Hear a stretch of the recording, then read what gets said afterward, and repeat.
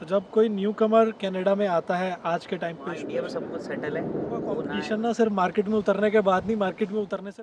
Hello guys, welcome back to the channel. So ये लड़का जो आप फ्रेम में देख रहे हैं, आप इसको जानते हैं। अभी पिछले महीने इसको मैं एयरपोर्ट से लेके आया था और बड़ी मिन्नतों के बाद ये कनाडा पहुंचा था। तो आज संडे है, विवेक भी फ्री था तो मैं इससे मिला। हालांकि मेरी बिल्डिंग में रहता है, मिलना कम हो पाता है। तो मैंने इससे पूछा, भाई हाँ भाई कैसा लग रहा है। तो जब कोई न्यू कमर कनाडा में आता है आज के टाइम पे, स्पेशली जब बहुत सारी चीज़ें उथल पुथल हो गई हैं, महंगाई अपने दौर पर है, काम मिल नहीं रहा है और भाई अपने कॉलेज से लगभग एक महीना लेट भी चल रहा था। तो पूरा एक्सपीरियंस इसका जानेंगे एक महीने का, कि एक महीना कॉलेज ले स्टार्ट किया, क्या इसने कोर्स लिया है, किस तरीके से सारी चीज़ें मैनेज हो रही हैं। तो विवेक, कैसा लग रहा है इतने दिनों बाद कनाडा में आके? सही है। अभी तक चीज़ें थोड़ी थोड़ी ठीक हो रही हैं। आगे तो वैसे ही पहले मैं 1 मंथ लेट था हम्म, तो थोड़ा मुझे वैसे ही थोड़ा फिर लोड हुआ, क्योंकि कॉलेज मेरा एक तो फुल टाइम कॉलेज है। फुल अच्छा। टाइम कॉलेज नहीं, 5 डे कॉलेज है। तो मतलब वो और फुल टाइम ही होता है यहाँ हाँ, पे? फुल टाइम कॉलेज है और सुबह 9 बजे जाओ, 5 बजे आओ। और ये भी नहीं कि क्लास से छोटी बड़ी लगती है, ऐसा कुछ नहीं है। क्लास से सुबह 8 बजे से निकलना पड़ता है और वही शाम को 5:30-6 बजे घर पे। तो अब जो डे वन को जब आप कनाडा लैंड हुए थे, हम्म। उस डे की फीलिंग में और आज एक महीने बाद की फीलिंग में क्या डिफरेंस है? ऐसा कुछ नहीं, फीलिंग सेम ही है। बस भाई सोच के आया था मैं तो कि वहाँ जाना है। और पहले ये नहीं कि मैं अनजान था, मैंने कुछ देखा नहीं था, क्योंकि पूरे इंस्टाग्राम में रीले जो है, यूट्यूब देख लो, कनाडा कनाडा कनाडा तो कनाडा। मतलब उसी ने तो बिल्कुल। एक्साइट नहीं किया था कनाडा आने के ना लिए? ना ना, उसमें तो और उल्टा आधे लोग बोल रहे थे कि नहीं आना है नहीं आना है। कुछ लोग बोल रहे थे आओ, मेहनत करो, मेहनत से सब कुछ होगा। कुछ कह रहे थे नहीं बिल्कुल ही मत आना। मैं जो है थोड़ा पॉजिटिव साइड में चले गया। मैंने कहा एक बार जाते हैं, देखते हैं क्या तो होता है क्या अब नहीं क्या होता। लगता है कि आना चाहिए था या नहीं आना चाहिए था? नहीं, ऐसा कुछ नहीं है। वैसे एक तरीके से देखा जाए तो अगर अगर वहाँ इंडिया में सब कुछ सेटल है तो ना आए बंदा। हाँ, जिसको पढ़ना है, जिसको जेन्युइन पढ़ना है, जिसके घर वाले पढ़ाई में पैसा लगा सकते हैं और वो आना चाह रहा है अपना फ्यूचर बनाने के लिए, अच्छी स्टडी करना चाह रहा है तो आ सकता है। क्योंकि भाई स्टडी तो A1 है। अगर वो कॉलेज अच्छा ले, बाकी कॉलेजों को मैं कह नहीं सकता, लेकिन भाई शेल्डन जो कॉलेज है वो टॉप क्योंकि कॉलेज कुछ है। कॉलेज ऐसे भी होते हैं जहाँ सिर्फ 2 दिन जाना होता है हाँ हाँ। और सिर्फ असाइनमेंट सबमिट करो और पास हो गया। लेकिन शेल्डन एक एक्सपेंसिव कॉलेज के साथ साथ एक अच्छी स्टडी कॉलेज भी है, क्योंकि मैं भी वहाँ से पढ़ा और मैंने हेल्थ केयर की स्टडी करी थी। तो विवेक, अपना अपना स्टडी का जो पार्ट है, आपने क्या कोर्स चूज किया है, क्यों आपने ये कोर्स लिया, आपका क्या बैकग्राउंड था? भाई जो मेरा बैकग्राउंड था, इंडिया में मैंने इलेक्ट्रॉनिक्स करी थी, पॉलिटेक्निक। तो उसी हिसाब से फिर यहाँ मैंने सोचा थोड़ा अपग्रेड करते हैं। मैंने मैकेनिकल टेक्नीशियन CNC प्रोग्रामिंग में पार्ट लिया। लेकिन कोर्स जो है थोड़ा हार्ड है, लेकिन बढ़िया कोर्स है। इन फ्यूचर इसमें जॉब्स हैं। तो आपको किसने सजेस्ट किया था ये कोर्स के लिए? क्योंकि यहाँ पर जो बच्चे आते हैं वो मोस्टली इस मोटिव के साथ आते हैं कि हफ्ते में 1 या 2 दिन क्लास जाएंगे हाँ, और बाकी 5 दिन काम करेंगे, खूब पैसा कमाएंगे। तो आपका क्या मोटिव था? मेरा मोटिव था कि मैं जाऊँगा, पैसा कमाऊँगा। लेकिन मेरा मोटिव ये भी था, मैं जा रहा हूँ, अगर मैं स्टडी को 2 साल दे भी रहा हूँ तो मेरे पास डिग्री है।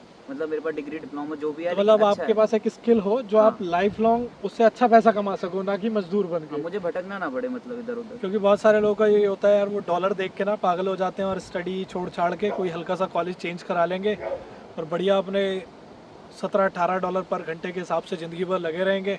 तो आपकी सोच का अच्छा होना ज़रूरी है कि यार मैं एक अच्छी स्किल सीखूं, अच्छी स्टडी करूं, कल को मैं एक ऑफिस वाली जॉब या हाई पेइंग जॉब लूं और बाकी पूरी लाइफ मज़े भी करूं, ना कि मजदूर बन के रहूं। मोस्ट ऑफ दी जो स्टूडेंट आए हैं उनका उनका कोर्स, पहली बात उन्होंने जिन्होंने आधे से ज़्यादा लोग बिजनेस लेके आए हैं।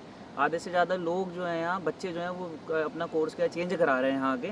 उनकी एक सेमेस्टर की फ़ीस भी जा रही है, वो कोर्स भी चेंज करा रहे हैं। तो मेरे हिसाब से तो वर्थ इट नहीं। हाँ, आपको लेकिन ये है भी कि वो पैसा कमा रहे हैं, पर उससे कोई फ़ायदा नहीं है आने वाले टाइम में। शॉर्ट टर्म में तो ठीक है, पर लॉन्ग टर्म में आपका क्या हाल होगा आप खुद सोच सकते हैं। इमिग्रेशन के रूल दिन पर दिन टफ होते जा रहे हैं तो तो मुश्किल है। आपको किसी ने सजेस्ट किया था कि स्टडी छोड़ दे, कोर्स चेंज कर ले? हाँ भाई, क्या कहा था, वो भी बहुत स्टोरी बताओ। बहुत सारे लोगों ने बोला था एक काम कर, कोर्स चेंज कर ले। अरे कोई दिक्कत नहीं है, अभी 8-9 लाख रुपए जाएगा तो एक सेमेस्टर की फ़ीस मतलब इतनी होती है, इतनी जाएगी, कोई दिक्कत नहीं। ये है कि तेरा पैसा कमाएगा। तो भैया ने भी मुझे कहा भाई ये फालतू चक्कर में नहीं पड़ना, जो पढ़ाई करना है उसी पे करो। और रिफ्यूजी वाला क्या सीन था? रिफ्यूजी वाला तो भाई बहुत से लोग कनाडा आ रहे हो तो बहुत से लोग बोलेंगे एक काम करेंगे, रिफ्यूजी डाल देंगे, यहाँ से अमेरिका पहुँच जाएंगे, $25 $2500-3000 में अमेरिका पहुँचा देंगे। तो भाई हाँ, बहुत सारे लड़के गए भी हैं। हाँ, मेरे कुछ जानने वाले भी गए हैं। तो भाई इन चक्करों में ना ही पढ़ो, क्योंकि फिर हाँ वो पढ़ सकता है भाई जिसे पैसा ही कमाना है, जिसके घर जिसकी वालों को कोई उतनी चिंता नहीं है। जिसको कोई अपनी फैमिली से प्यार नहीं है भाई, हाँ। जिसको आना जाना कोई मतलब नहीं, घर वालों से रिश्ता नाता खत्म, तो 10 साल के लिए रह सकता है बिना वो फैमिली आए हो जाए कुछ नहीं। रिफ्यूजी में डाल दे और जितनी भी अपनी फीस पे करके आया वो सब ले ले और बढ़िया गाड़ी शाड़ी ले और मौज करे भाई, उसके लिए सही है। ये दो ही बंदे कर रहे हैं, एक तो या तो जो बिल्कुल मजबूर है और एक जिसके घर पे कमाने वाले पहले से हैं और ठीक जिनको ठाक। कोई घर वालों से मतलब नहीं है, हाँ। सिर्फ मोह माया खत्म हो चुकी बस है। बस बस। तो विवेक, अब जब आप कॉलेज से 1 महीना लेट थे तो आपने वो सारी चीज़ें कैसे कवर करी अपनी यहाँ के? मैं सारे अपने जितने भी मेरे सब्जेक्ट हैं 5 से 6 सारे प्रोफेसर से जाके मिला, मैंने उनसे बात करी, जितना हो सके उन्होंने भी मुझे हेल्प करी। ऐसी बात नहीं है कि वो हेल्प नहीं करते भाई, अपने इंडिया के टीचर ऊपर नीचे हो सकते हैं, यहाँ के मैक्सिमम टीचर जो है सपोर्टिव ही मिलेंगे। क्योंकि विवेक के साथ क्या हुआ था कि ये इनरोल हो चुका था कोर्स में और इसके पासपोर्ट पे स्टैंप लग के नहीं आई थी और कॉलेज इसका डेफर नहीं हो रहा था, और जैसे फिर स्टैंप लग के आई इसको ना चाहते हुए भी आना पड़ा, क्योंकि इसकी ऑलरेडी क्लासेस स्टार्ट हो चुकी थी। अगर नहीं आता तो सेमेस्टर बैक लग जाती और उसका बहुत ज़्यादा नुकसान भी हो जाता। तो अब आप यहाँ पे किस तरीके से रहने का मैनेज करते हो, खाने का किस तरीके से करते हो, और ट्रांसपोर्ट? आपका कॉलेज तो यहाँ से पास में ही है।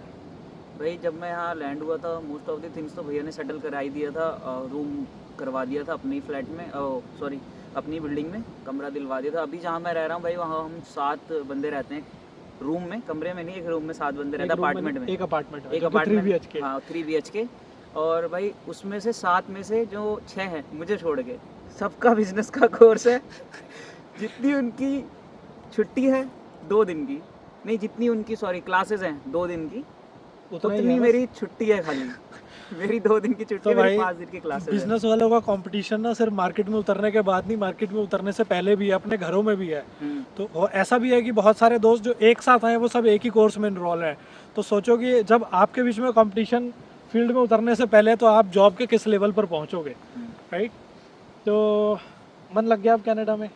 हाँ मन तो लग गया, क्योंकि मेरा पहले से सोच के आया था कि मैंने करना है। मेंटली प्रिपेयर थे? हाँ मतलब, है मेंटली ना? प्रिपेयर था मैं। तो होम सिकनेस तो नहीं हो रही है? ना ना होम सिकनेस अभी तो कुछ नहीं, अभी तो 1 महीना हो रहा है, अभी फिलहाल तो कुछ नहीं। तो बात अब- होती है रेगुलर रोज बात भाई, जो भी आता है इंटरनेशनल स्टूडेंट मेरे हिसाब से अपने दिन में एक बार तो अपने घर वालों को कॉल कर ले। बिल्कुल कर ले यार। हाँ वो है ना? सही रहता है। उनको भी चिंता होती है। हाँ। और तो अब जब आपका कोर्स डिले हुआ, अब आपने सारी चीज़ें मैनेज करी क्योंकि आपका रीडिंग वीक चल रहा था, हम्म।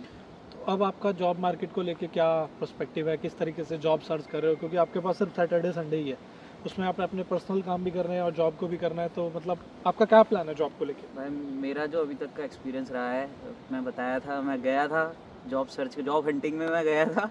जॉब हंट तो हुआ नहीं, टाइम बड़ा हंट हुआ, लेकिन भाई जॉब जो है जॉब्स, लेकिन वो फुल टाइम के लिए है जो फुल टाइम कर सके। मैं स्टूडेंट हूँ, 5 दिन मेरा कॉलेज है, तो मैं चाह के भी नहीं कर सकता। हाँ सैटरडे संडे है, पर उसके लिए कोई जॉब देने को तैयार नहीं है कि भाई 2 दिन के लिए किसी को जॉब दे दो, क्योंकि जो आपको जॉब देगा उसे भी एक परमानेंट बंदा चाहिए, क्योंकि वो हमें स्किल सिखाएगा कि काम कैसे करना है। और हम गायब हो जा रहे हैं, हम 2 दिन आ रहे हैं, तो उसका फिर Exactly. बेनिफिट नहीं है हमें रखने से।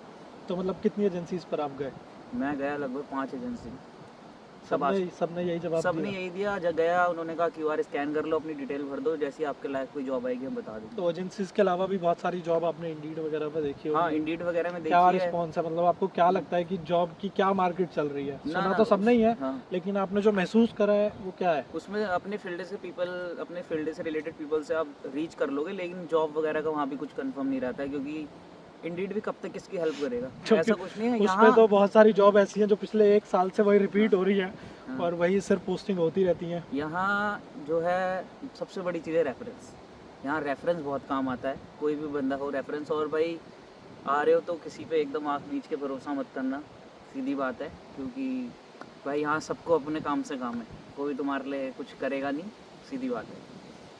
भाई मैंने तो किया है तेरे लिए यार। ना ना आपने नहीं, ना ना एक बात और मजाक कर रहा है। सीरियस हो गया। नहीं एक बात यह है भाई, रील में भी देखते होगे या वैसे रियल में भी, कि भाई जो बंदा जो पर्सन कोई भी इंसान जो तुम्हें एयरपोर्ट से लेके गया, उसने तुम्हें घर दिलवा दिया, शुरू में उसने चीज़ें आपको हैंडल करना सिखा दिया नहीं यार। कि कैसे बस में ट्रैवल करना है, कैसे क्या होना है, उसको भाई यहाँ के कभी मत भूलना इन फ्यूचर, क्योंकि नहीं भाई यार। पराये देश में कोई भी मिल जाए ना, वो सबसे बड़ी होप होती नहीं है यार, यहाँ। छोटा भाई है विवेक मेरा, तो फर्ज भी बनता है यार, अपने कोई प्लेस से अपना कोई नोन बंदा आ रहा है तो उसकी हेल्प भी करना ही चाहिए। नहीं नहीं मेरे ऐसा नहीं है कि यार कि आपको कोई बेनिफिट होगा एज आ इंसानियत के नाते भी, क्योंकि जब आपने आए थे आपको भी किसी ने हेल्प करी होगी, तो अपना वो दिन सोचो कि जब आप आए थे यार आपको किस तरीके से चीज़ें किसी ने समझाई, तो उस तरीके से आप किसी की हेल्प करोगे तो यार सामने वाले के लिए भी अच्छा है और आपको भी सेटिस्फेक्शन मिलेगा। हाँ।